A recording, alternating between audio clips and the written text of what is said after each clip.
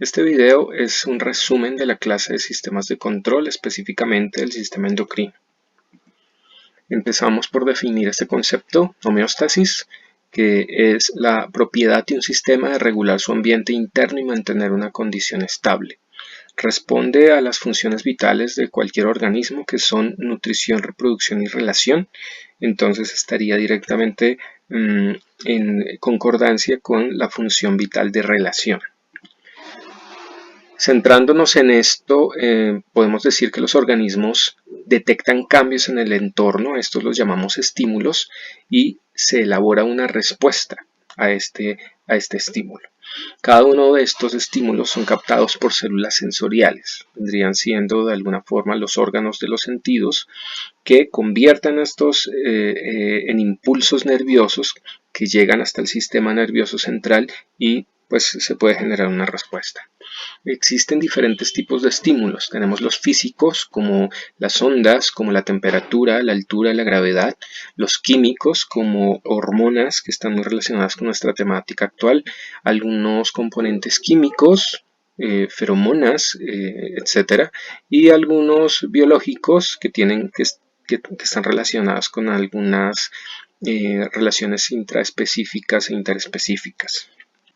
El sistema nervioso en general pues tiene una función específica, que es captar los estímulos con ayuda de los receptores, elaborar una respuesta y enviarlo a los efectores. En la parte derecha podemos ver un esquema que me dice cómo está constituido este sistema nervioso, con uno central formado por el encéfalo, que está integrado por el cerebro, cerebelo y bulbo raquídeo, y la médula espinal, y un sistema nervioso periférico que está formado por los sistemas nerviosos somáticos, que vienen siendo los nervios sensitivos, motores y mixtos, y los sistemas nerviosos autónomos, que es el sistema nervioso simpático y parasimpático. Asimismo, pues podemos ver que el encéfalo, que es un órgano integrado por tres zonas, que es el prosencéfalo, el mesencéfalo y el rombencéfalo. En este esquema quisiera hacer énfasis en la glándula pituitaria, que viene siendo esta que se encuentra en la parte central de coloración roja, que viene siendo la glándula maestra y que va a determinar de alguna manera muchos de los eventos que ocurren con el sistema endocrino.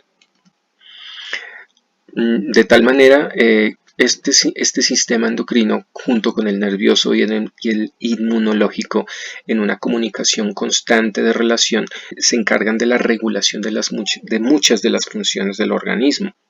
En esencia, entonces podemos decir que el sistema endocrino está conformado por órganos con tejido glandular y glándulas como tal, que tienen la función de sintetizar hormonas.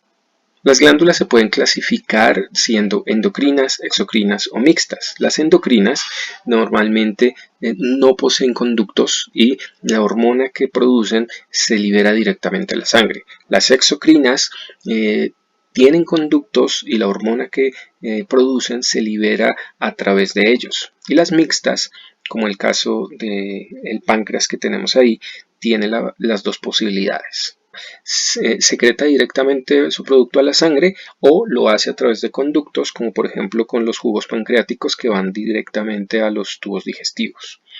Las hormonas básicamente son mensajeros químicos, como los ejemplos que tenemos ahí de la tiroxina, T3 y la T4, son producidas por tejidos específicos y transportadas por el sistema vascular, básicamente a tejidos diana o tejidos blancos que tienen unos receptores específicos. También estas hormonas coordinan y regulan procesos fisiológicos, integrando las distintas partes del cuerpo para mantener la homeostasis de la cual ya hablamos. Existen tres tipos de glándulas. En este caso tenemos las proteicas y peptídicas, tenemos los derivados de aminoácidos, principalmente tirosina y triptófano, y tenemos las lipídicas, como los esteroides y los ácidos grasos.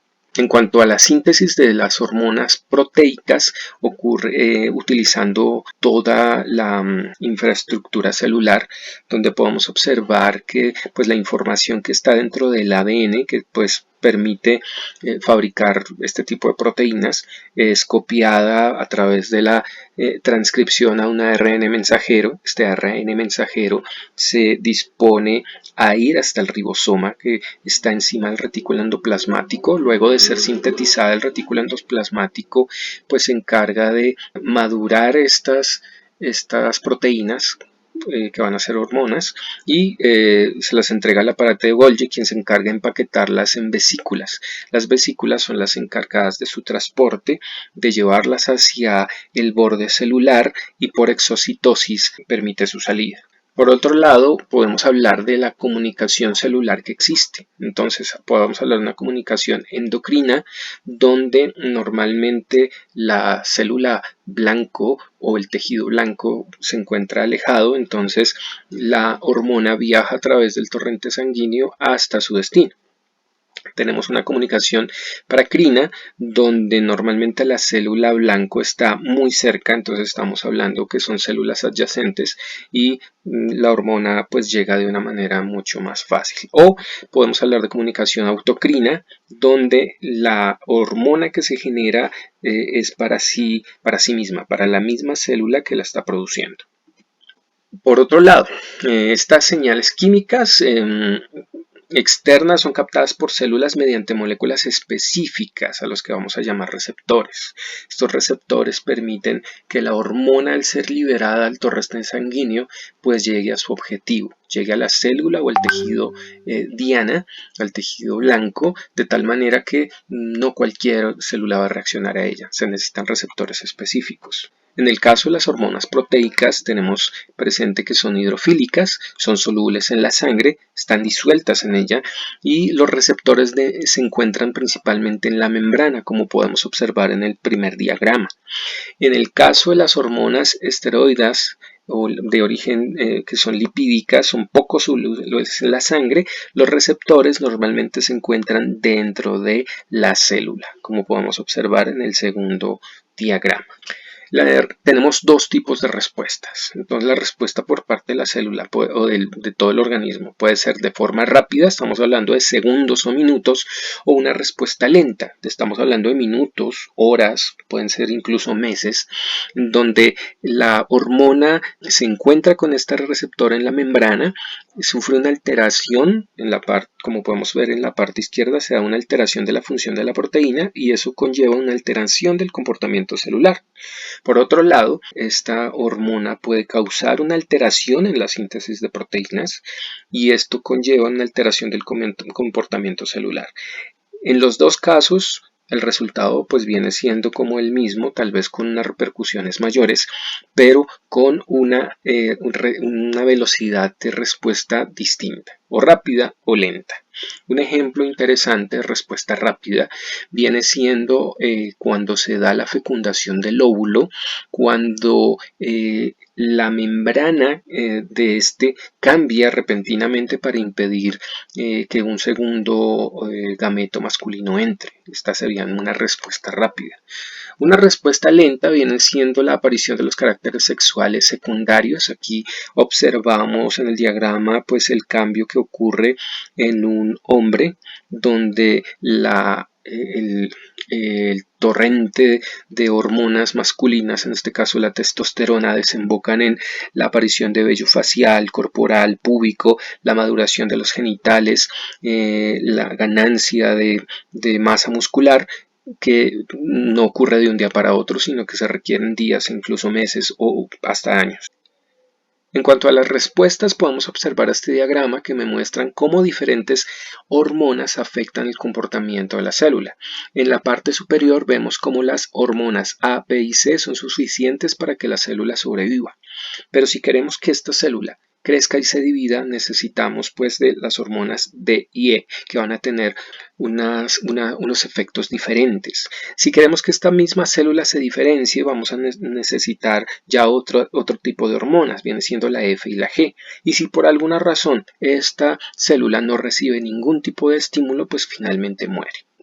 Existe un mecanismo para regular cómo las hormonas actúan. Entonces tenemos una retroalimentación. Generalmente es negativa. Entonces observamos en el primer esquema donde la glándula 1 genera una hormona que tiene como función activar la glándula número 2 y la glándula número 2 forma una hormona. Cuando los niveles de esta hormona que se necesitan ya alcanzan un tope, van a generar esta retroalimentación a la glándula número 1 para que deje de producir esa hormona 1, de tal manera que se encuentra un equilibrio. Pero podemos tener también una retroalimentación positiva, donde la glándula número 1 genera la hormona 1 que activa a la glándula 2 y la glándula 2 activa o genera esta hormona 2 que al mismo tiempo activa la glándula 1. Entonces vemos aquí un círculo positivo.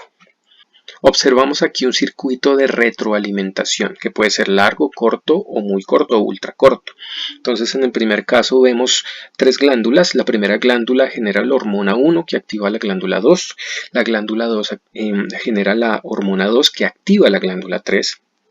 Y la glándula 3 genera la hormona que se requiere y cuando alcanza unos niveles suficientes pues manda señales a la glándula número 1 para que suspenda el proceso.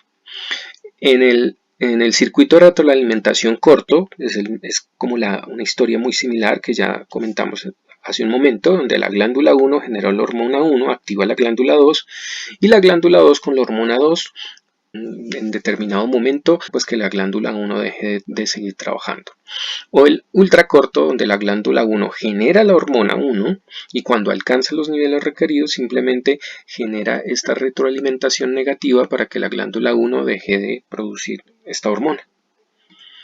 Finalmente, podemos observar aquí un ejemplo que está muy relacionado con nuestro taller, donde vemos que el hipotálamo detecta la necesidad de aumentar la actividad química de las células de los órganos. Envía una señal nerviosa a la hipófisis, que es esta glándula que vimos en la base del cráneo, y ella va a generar la hormona estimulante de la tiroides. Entonces, va a ir hasta la tiroides, ya vamos en el paso 2. Esta TSH se vierte a la sangre, esta hormona llega a la tiroides y estimula que se segregue la tiroxina.